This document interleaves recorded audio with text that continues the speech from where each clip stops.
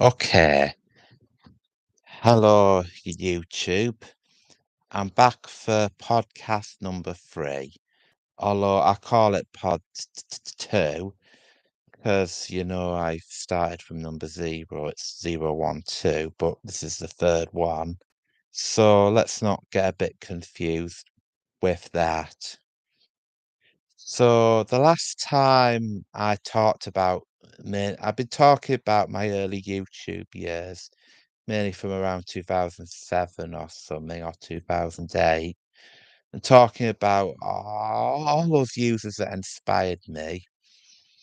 And I still want to try and do this every single week and give you something else to enjoy. And I've also got a story lined up. I won't tell you what it is just yet, but you know, it's totally random. And right, so what shall I start with? Okay. I think last week I talked about Jordan Shepherd and Tom Dublin, two use or Thomas Chio 58, two users that I absolutely loved in the early years, and I still think about them, even though they're pretty much both long. I'm pretty sure Jordan Shepherd is still there. Whether he's still a Thomas fan, I'm not sure. But I know that Tom Dublin's probably long gone. I don't know where he is now, but yeah. So I think today I want to talk about two more users. Two users that I can't stop that I think are still there, but I think they have like different careers or something at the moment. Okay, the first user I want to talk about is is currently known as the Wilstonator, but was previously known as Miss Oliver. Miss Oliver and Blossom or William Grubb. Do you mind if I use your real name? I'll just, I think I'll just call you the Wilstonator. Okay. I think he said he preferred that. So he started in like the late 2000s, around the same time as me, and he was doing like these. He was doing like these like episodes, like model Railway Thomas episodes, which mainly use the Hornby and Bachman models. Yeah, it was predominantly the Bachman ones since he lives in America. And at that time, you can only get Bachman Thomas there, and he had a few Hornbys here and there, and he did in and the series was so wacky and madcap. I absolutely love this series. Like, like it started with like the prologue introducing Thomas and Percy. Then we had episode 1 that introduced James, and he was a bit, up his own end. Then episode 4, episode 2 was it? I think episode 2 was the spooky one where he introduced Nigel the Diesel. Then we had episode 3, which gave us He- Henry and Gordon.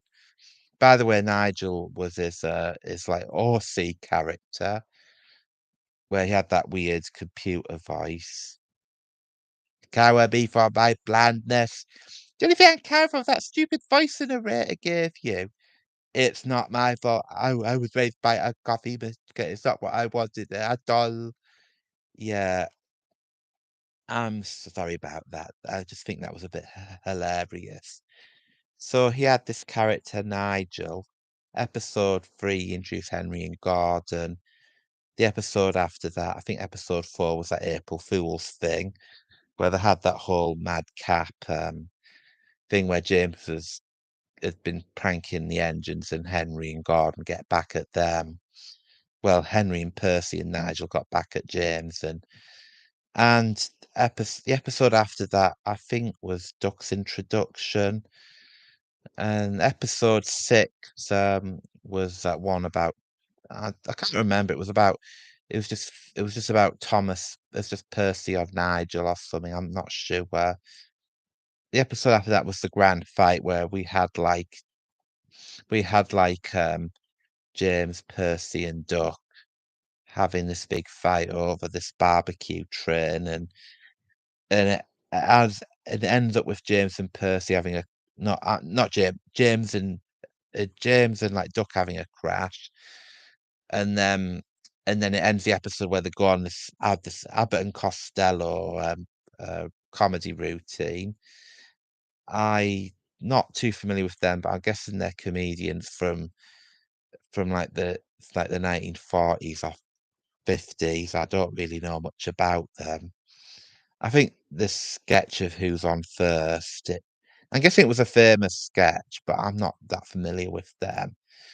But I remember that episode because this other user, Train Lover 476, mainly because I watched his videos before I saw the Wilsonators did this remake of it, and it sort of got me onto the Wilsonators videos. And yeah, the grand fight is the one episode that I remember the most. And but yeah, I think he was up to that episode by the time I started watching his series. And I just think it's so amazing the way he did things. Start he started out small and like built up. And then and then later he he did like I'm guessing uh, I'm guessing this was like a second series thing where he updated it. I mean, the quality wasn't the best, but I didn't really care. But I feel like he obviously, like a lot of users, they want to improve over time. So when we got to episode 8, it was like a bigger thing. The episodes were like 2 parts, so it was like longer. And it was this whole episode about Nigel, like Nigel having a bad day and like him breaking down, and I think Thomas and Percy or Duck go and save him, and it has him taking a load of trucks full of Pez dispensers. But you've got for all that just to collect candy, your candy addiction. And I just think that was hilarious that. And then the episode after that was another big memorable one called Secret Tender Club, which was basically James wanting to hog the siding. So he basically started this whole thing with Gordon and Henry and saying, Tank engines aren't allowed. Why not? What's this use of the secret tender club? Oh, we get to try human food. I always wondered what pizza tastes like. Yeah, they go on about that, and Henry gets sick. Gordon gets into trouble with this weird alert thing. And then after that, we had no, on also we're introduced to 2 new characters on that Secret Tender Club episode, which was Frank and Daylight. Yeah, again, 2 more of the Wilstonators or C characters. Frank was this big tender engine thing who happened to have this elaborate long name, and then they just shortened it to Frank. And then he sort of had James rumbled of the Secret Tender Club because it was worldwide.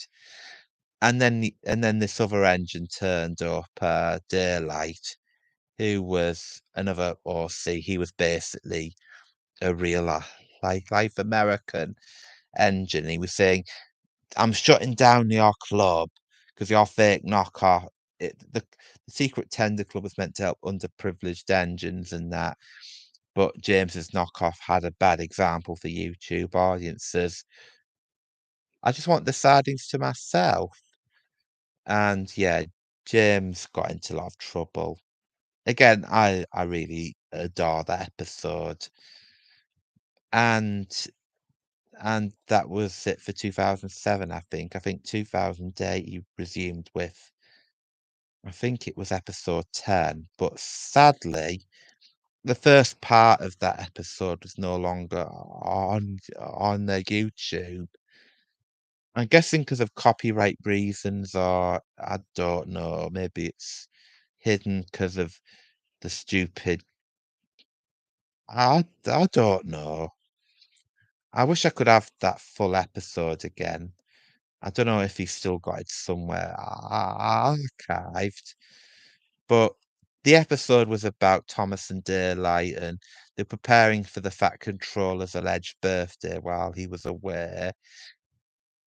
And it had a whole weird thing about the Flame Kids, some troublesome teens setting things alight, and then a weird thing about the Transformers turning up and arresting them.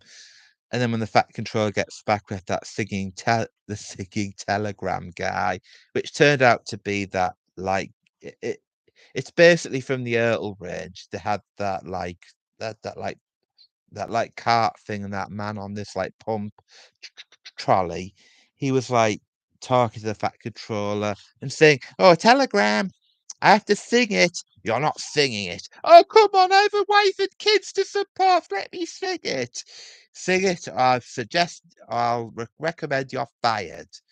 And then the Fat Controller meets everyone at the station and they have this big party. And he said, "Oh no, it's not my birthday." "Why not?" "My wife seems to get things mixed up, but don't worry, it's still a celebration because it's like the 10th episode." And it was like reaching a certain not the certain number of videos and subscribers, and it ended with the S Club 7 song "Never Have a Dream Come True."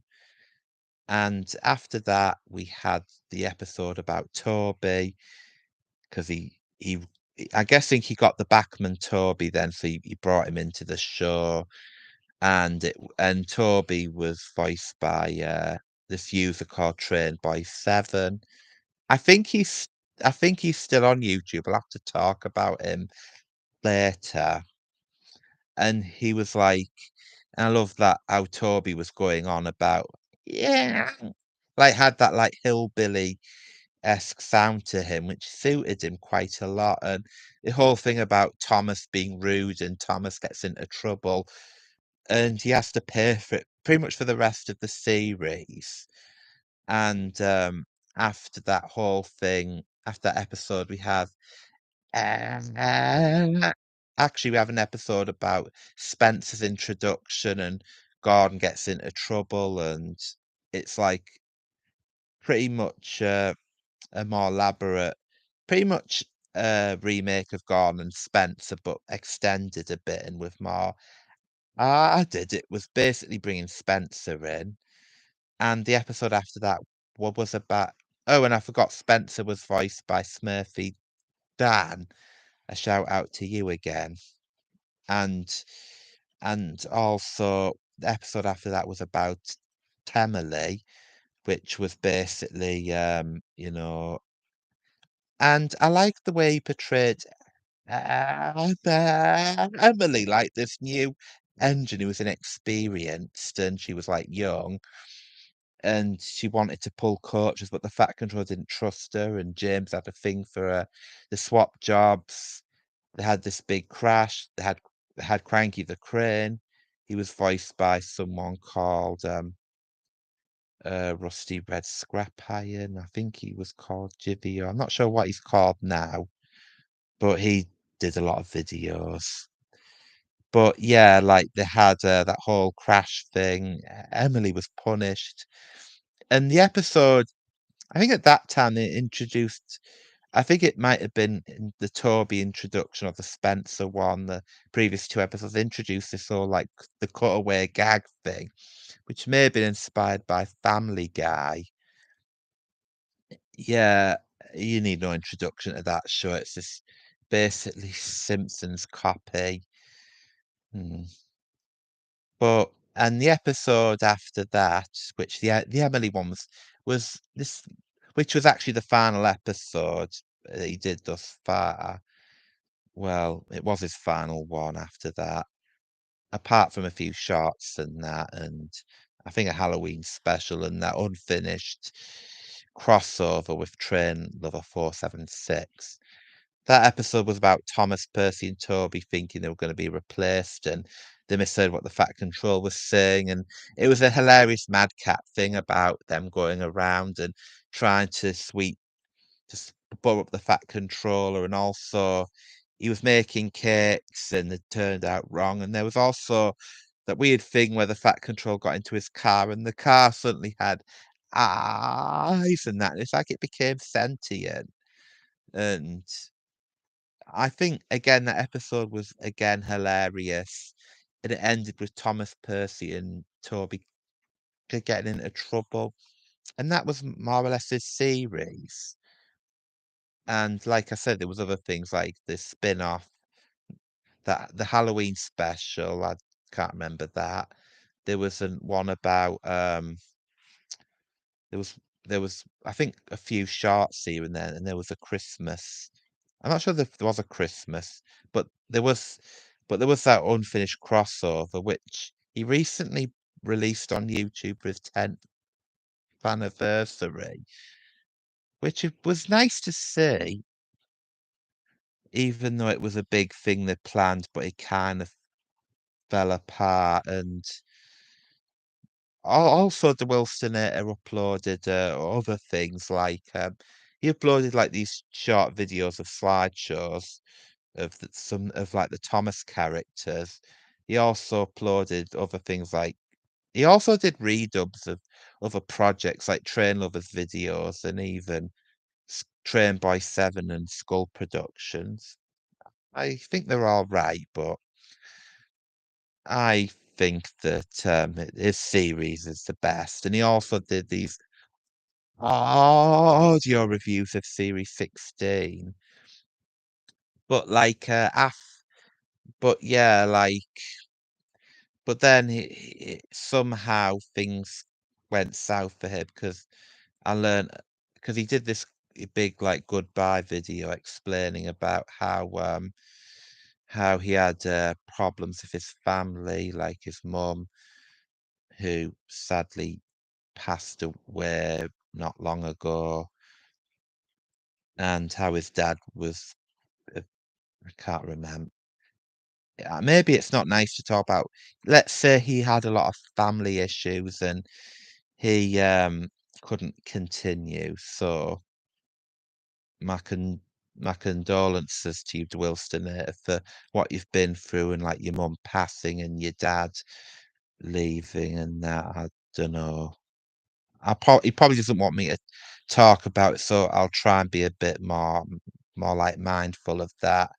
But I really enjoyed your videos, and I would have liked more. But yeah, you have a life. It's understandable why you didn't continue.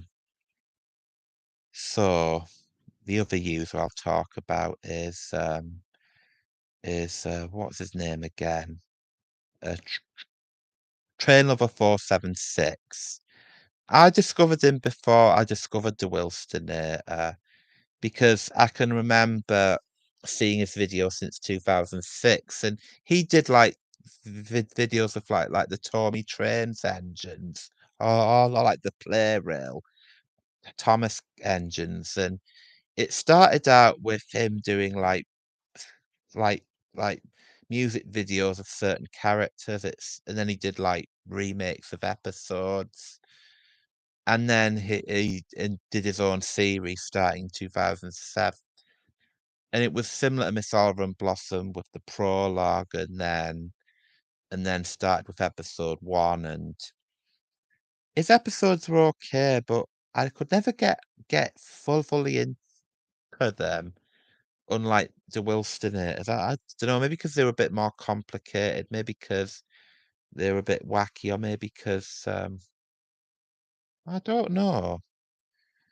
And I can also remember him, but one video I do remember is when he did like uh that like Gr- Grinch parody with like his like his like that German crane character Mikey. Well, he's French, which was actually which was basically an He was an OC character made from a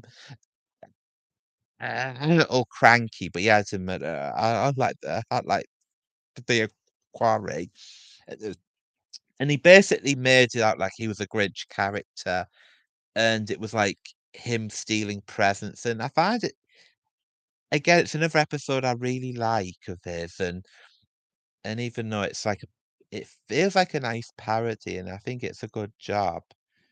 Most of his videos were pretty amazing, but I preferred the Wilstonators. But I don't know where he is now. I'm guessing he's went elsewhere. So thank you both of you for making my YouTube life so bright. I don't think there'll be. I still think a lot of the modern users will never be as good as you two. Even though, like the Wilstonator, he has most of his videos still up. I noticed that the remakes of Thomas episodes are no longer there. I'm guessing copyright issues. I don't know.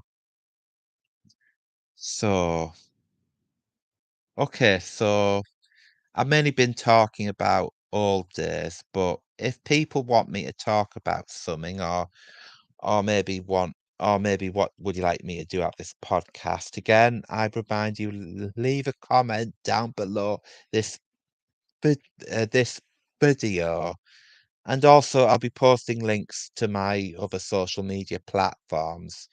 So again, in the other platforms, leave comments, just let me know, and I'll see if I can make things bigger and better. I'm starting out, but I'm doing it every Thursday. And now I think it's time for story time with Guy.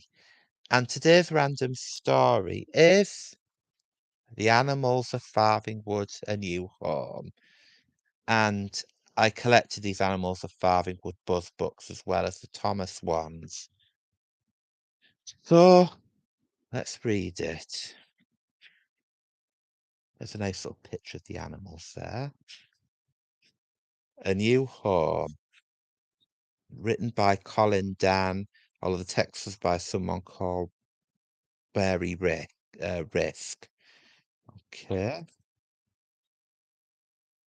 Their journey from Farthingwood had been long and dangerous, but the animals had arrived at last at White Deer Park. The great white stag greeted them. "You're all heroes," he said. "You've made history. You are welcome to live among us." "You're very welcome indeed," said a female heron, smiling at Whistler. Weasel also had an admirer. "Gorgeous," said the male weasel, but Weasel wasn't interested. "Where you beefy little beast?" she screamed. The other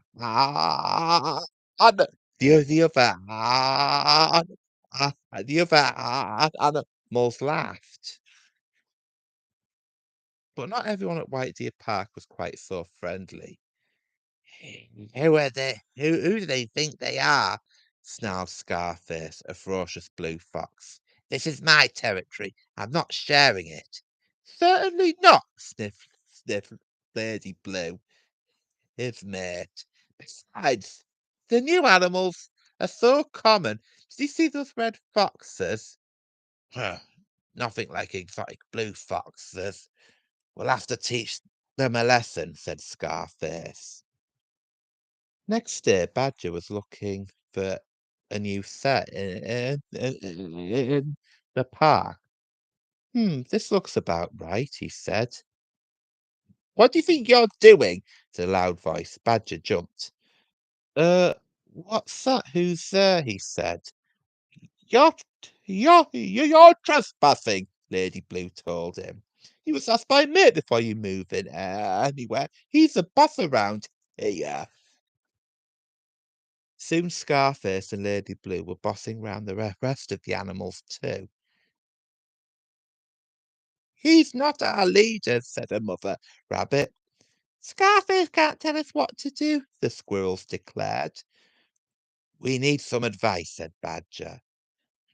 "Yeah, protection," Ah, added the mice. We need, we need our own leader, said Toad. Let's go and see Fox.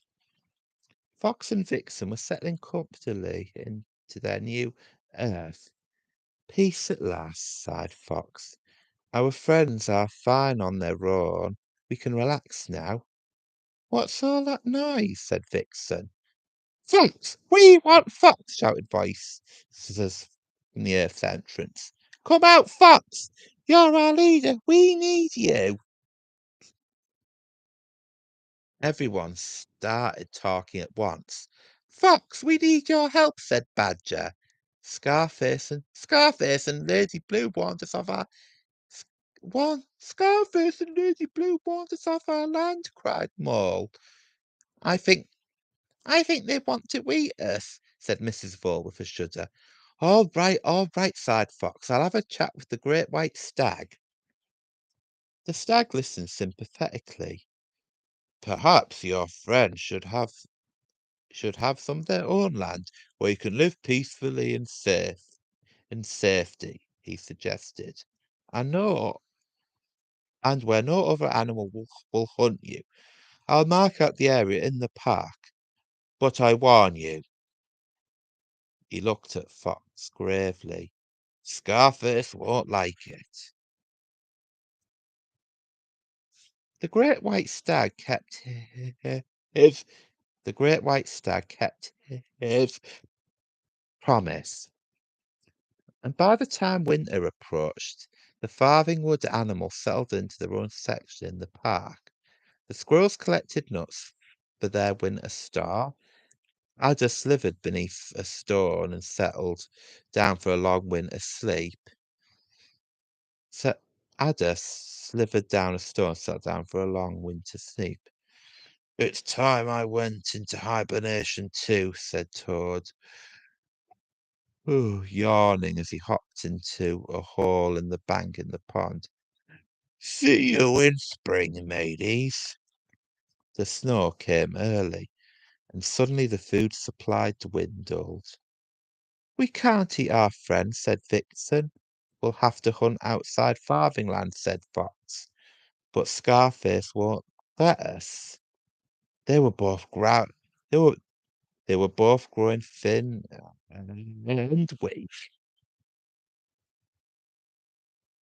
The herons were having better luck. Those those these crayfish aren't bad, said Whistler. Wait a minute. These crayfish aren't bad.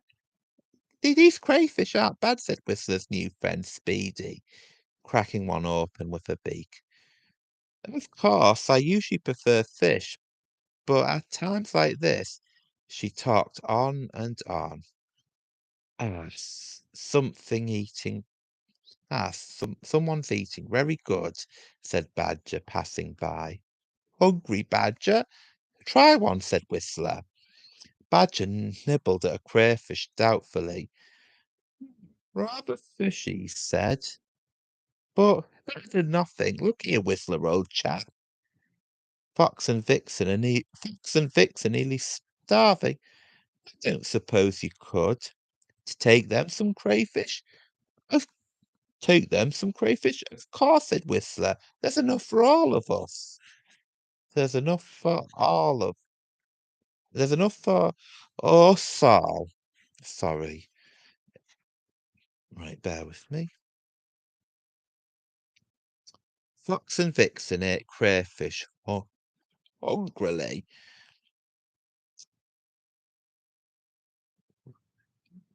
It was kind of Whistler, but these crayfish are horrible, said Vixen.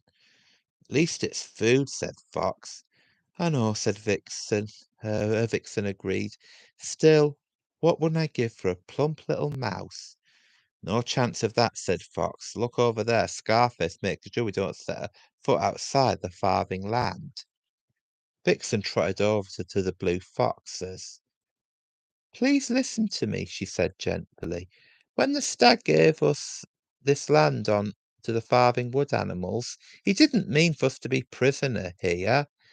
If you don't let us hunt in the rest of the park, we'll starve. So what? Sneered Scarface with a shrug.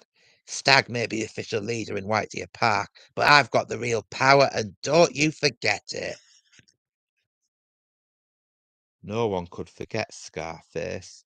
He prowled around the farthing land, preventing the animals from hunting in the rest of the park. They felt hungry and miserable, but what could they do?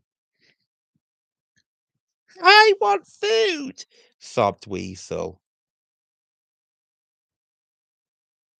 Is that you complaining again? Weasel said. Is that you complaining again? Weasel said Mrs. Vole, peeking beneath the snow. Mother, come back, shouted Mr. Vole. But he was a moment too late. Scarface had already pounced. Weasel watched in horror. You've eaten Mrs. Vole. On five, she said. I'm glad that's not allowed. Snarled Scarface. Nobody tells me what's allowed. I do what I like. Weasel shrank back with fear. Suddenly it occurred to her if Scarface had eaten Mrs. Vole, he might eat, he might eat her as well. S- Sorry, Scarface, sir, she said. Didn't mean. S- Scarface picked up Weasel with his teeth and shook her till her bones rattled. Shrieked Weasel, stop it! On one condition, said Scarface. From from now on, you are not you're going to be my spy. You're going to tell me everything, everything the farthing wood and animals do, especially Fox. Weasel wriggled free and ran away. Don't forget, shouted Scarface. Back at Fox's Earth, Fox and Badger were making desperate plans. We're going to have to scavenge, Badger said. Raid human gardens and dustbins. We'd be outside Scarface's territory, so he couldn't object. You're right, my friend, said Fox. It's our only chance. We'll start tonight. Owl went ahead to scout the land. She hooted. There's a house. Come on, said Fox, his mouth watering. He and Vixen hurried after. Oh, well, but at the entrance of the farm, they halted. Frenzied chickens came from the hen house. A pair of blue foxes jumped out of the window with the dead chickens dangling from their mouths. Suddenly, the farmer ran towards the hen house. Fox and Vixen heard several loud bangs, and the blue foxes fell over dead. The farmer started towards the dead chickens, but Fox was quicker. He leapt over the wall and picked up the chickens and dashed away to safety. Vixen raced after him, picked up the second from behind a tree. Scarface has seen it all. Who, who comes dead? That miserable fox has stolen my chickens, he growled. I'll get even with those farthingwood animals if it's the last thing I do. And that's the end of the story. And I think it's not a bad book. It's obviously based on the first episode of, I think, series two. When, if you remember how the series goes in Animals of Farthingwood in the first series, the Farthingwood animals go White Deer Park because their old habitat is destroyed by, farming and, not farming, like construction and paving over. So they have the first season like a big journey along on the land, and then they go to White Deer Park, where I think they're going to be in paradise. But series two is free is set there, and we're dealing with like hostile life there, or at least the other creatures are hostile towards the farthing woodlot. Most of them, I think they're actually quite nice. These books, the pictures.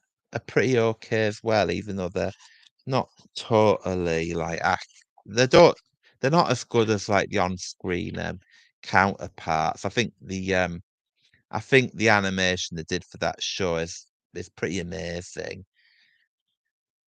So, what did you think of that story, and what stories would you like me to tell on Story Time for Guy? Like, but bearing in mind the whole thing is totally random, and if I choose a rather long book, I'll just read it chapter by chapter for each podcast. So, okay, so tell me your thoughts and things you'd like to see off me. Please don't be shy and please